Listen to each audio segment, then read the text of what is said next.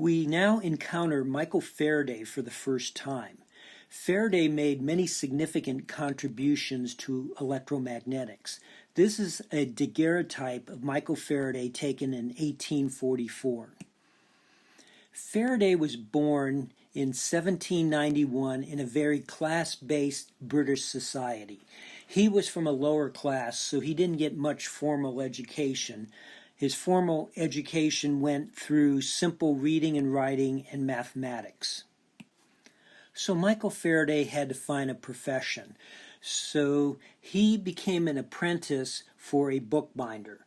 So as he was learning to bind books, he also read the books he was binding. He was especially interested in the books he was binding that focused on scientific topics such as chemistry. In the bookshop, he was allowed to use a little space where he would acquire some materials and perform the experiments that he was reading about. A patron of the bookbinder gave Michael Faraday a ticket to go to see a lecture by Humphry Davy. Davy was a famous chemist and the director of the Royal Institution. Faraday took detailed notes during the lecture, and he was able to acquire tickets for future Davy lectures, and again he would take detailed notes. He then bound them up very nicely and sent them to Humphry Davy. The bound notes that Faraday sent to Davy must have impressed Davy. Davy, being a chemist, had an accident in the lab and injured his eyes. And so while he was healing, he needed someone who could see and take notes for him. And he thought of Faraday. So he offered Faraday a position as his secretary, and Faraday took it. Eventually, Faraday got involved as an assistant in the lab with Davy. And he was soon designing and performing his own experiments. After Davy retired, Faraday was appointed director of the Royal Institution. Davy made many significant scientific discoveries. He discovered the elements potassium, sodium, barium, calcium, magnesium, and strontium. But as we will see in this course, his greatest discovery was Michael Faraday. Let's look at one of the experiments that led Faraday to the concept of electric flux. Faraday constructed a series of nested spheres for this experiment. Faraday took a small sphere and put a known charge on it. So let's say he put 8 coulombs on it. He then took an uncharged larger sphere and carefully, so as not to add or subtract any charge from it, clamped it around the smaller sphere containing the 8 coulombs. Next, he attached a ground to this outer sphere. Then he removed the ground. He then carefully removed the outer sphere so that he would not disturb any charge that might be on it, and measured the charge on that outer sphere. What charge did Faraday measure on this spherical shell? You should stop the video at this point and think about it and see if you can figure out what charge he measured. The charge that he measured on that outer sphere was minus 8 coulombs. Let's look at how Faraday explained his results. Faraday said that emanating from the charge on the inner sphere was displacement flux. So if you have 8 coulombs of charge on the inner sphere, there's 8 coulombs of displacement flux emanating from that sphere. Today we refer to displacement flux as electric flux. At this point, there's essentially no difference between electric flux and electric field intensity. We'll later see the difference comes about when we're looking at dielectric materials. So when Faraday clamped the conducting shell around this inner sphere, the positive charge on this inner sphere would attract electrons in that outer shell. Those electrons would stop at the inner surface of this shell. With plus 8 coulombs on the inner sphere, the inner surface of the shell will have a total charge on it of minus 8 coulombs. So the electric flux lines would emanate from the positive charge on the inner sphere and terminate on the negative charge on the inner surface of the outer shell. Now this outer shell is neutral, so since you have minus 8 coulombs on the inner surface, you have to have plus 8 coulombs somewhere else. And where those plus 8 coulombs will reside is on the outer surface of that shell. Let's zoom into this region right here. The pluses represent the atomic core, the nucleus, and the non-conducting electrons. The negatives are the conducting electrons. The right-hand side is the inner surface of the conducting shell. The left-hand side is the outer surface of the conducting shell. The sphere charged with the plus 8 coulombs is to the right, off the screen. So the conduction electrons will be pulled towards the positive charged sphere to the right. And you see what happens is that the right-hand side will become negatively charged and the left-hand side will become positively charged. And the inside of the conductor will remain neutral because the electrons have all shifted to the right. So here's an extreme where the electrons have shifted one atomic nuclei over, so you have a negative charge on the inner wall and a positive charge on the outer wall, and the inside is neutral. The actual amount of charge that shifts is going to depend on the charge on that sphere on the inside. Since in this example we have plus 8 coulombs on that sphere on the inside, the inner wall here will accumulate minus 8 coulombs and the outer wall here plus 8 coulombs.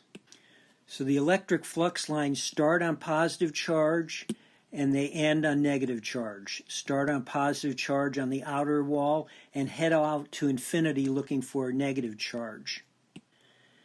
Right now these electric flux lines are just like our electric field intensity lines. There are no electric flux lines inside the conductor because if there were, you would have current flow.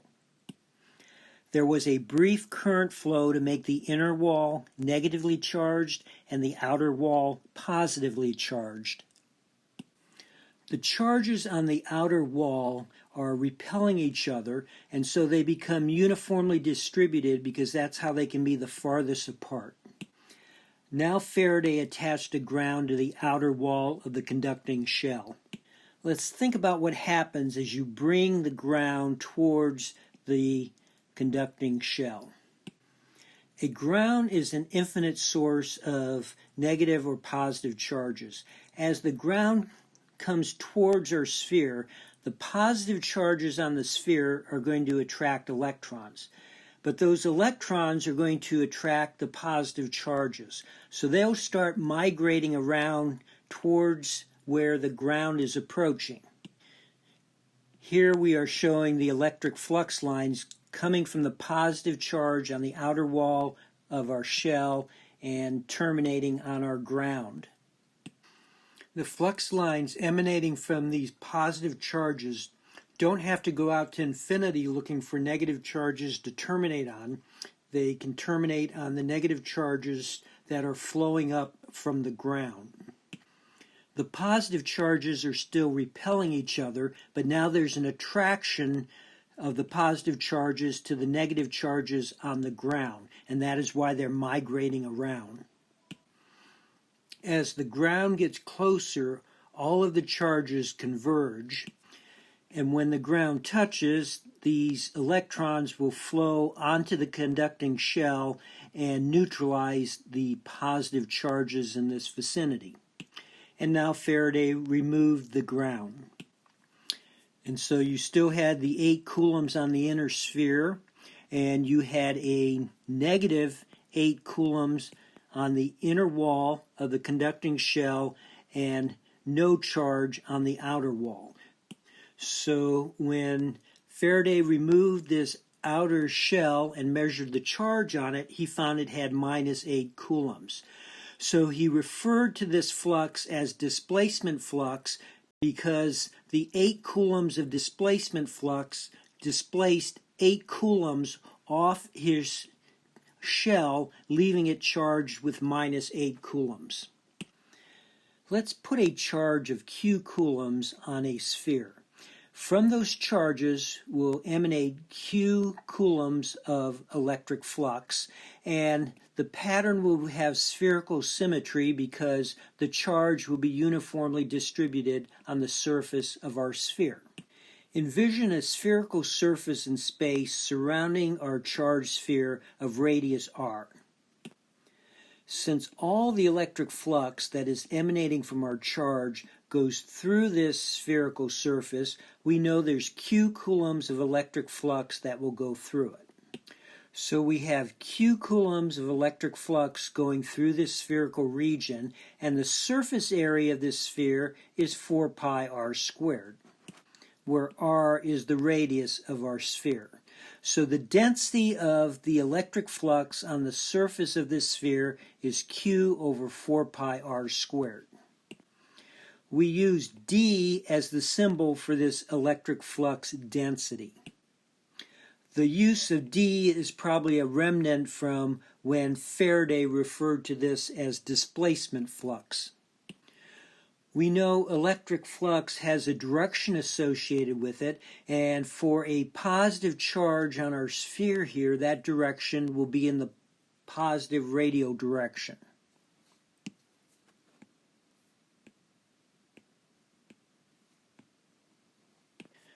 So here is the equation for the electric flux density field outside of our charged sphere.